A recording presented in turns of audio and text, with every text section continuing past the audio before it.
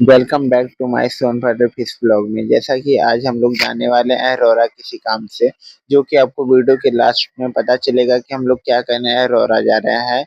और अरोरा जा रहे थे हम लोग, तो वहाँ की सुंदर घाटियाँ दिखी जो हमें बहुत ही सुंदर लगी। और यहाँ पे कहा जाता है कि वहाँ एक हनुमान जी का मंदिर है, अगर जिसका आप दर्शन कर लेते हैं तो इन खतरनाक रास्तों से आप जाएंगे और आपका एक्सीडेंट भी नहीं होगा। देखिए वो ये मंदिर है जो इतना नामी गामी है।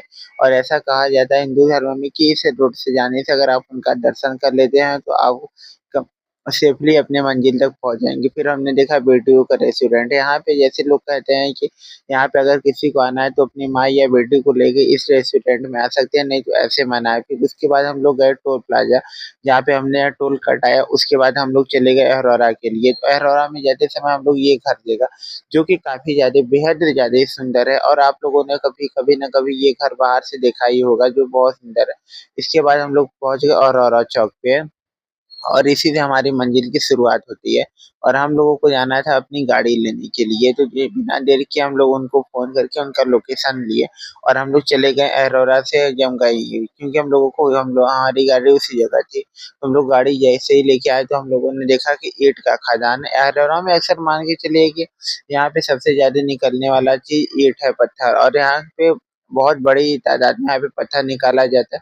और यहाँ पे काफी ज्यादा बड़ी-बड़ी मशीनें रखी हैं जो पत्थर काटने के भी काम आती हैं। और यहाँ से ही पूरे मार्केट में सोनभद्र में सप्लायरिंग होता है पत्थर का। जैसा कि आप देख सकते हैं ये मशीन कितनी बड़ी-बड़ी है, ये बाहर से तो और भी बड़ी थी। तो इसके बाद हम लोग पहुंच गए अरोरा घाटी की नदी के पास, जिसके ऊपर से पुल बनना था और हम लोग पुल के ऊपर से जा रहे थे।